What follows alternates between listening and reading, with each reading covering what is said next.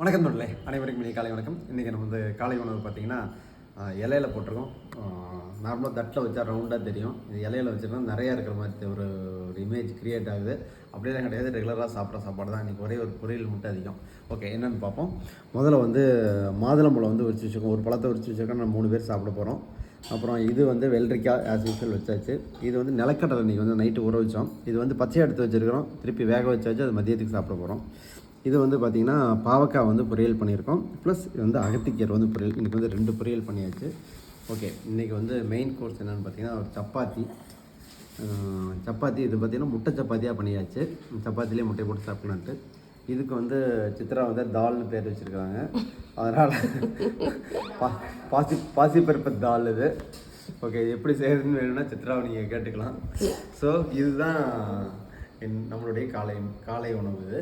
Okay, இப்போ வந்து பார்த்திங்கன்னா ஒரு நாளைக்கு வந்து எவ்வளோ கலோரி சாப்பிட்லாம் அப்படின்னு சொல்லி நிறையா சாப்பிட்றேன்னு சொல்கிறாங்க, கம்மியாக சாப்பிட்றேன்னு கேட்குறாங்க. மக்கள் நிறைய கேட்குறாங்க, நிறைய ஃபோனில் கேட்குறவங்க நிறைய பேர் கேட்குறாங்க.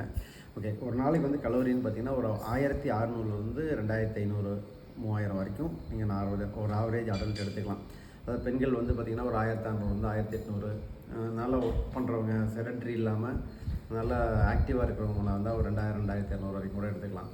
அதே மாதிரி மென்ஸ் வந்து ஆவரேஜ் வந்து 2000 to 2500, நல்லா ஒர்க் பண்ணுறவங்க வந்தால் 3000 கலோரி 3500 எடுத்துக்கிறவங்களும் இருக்கிறாங்க.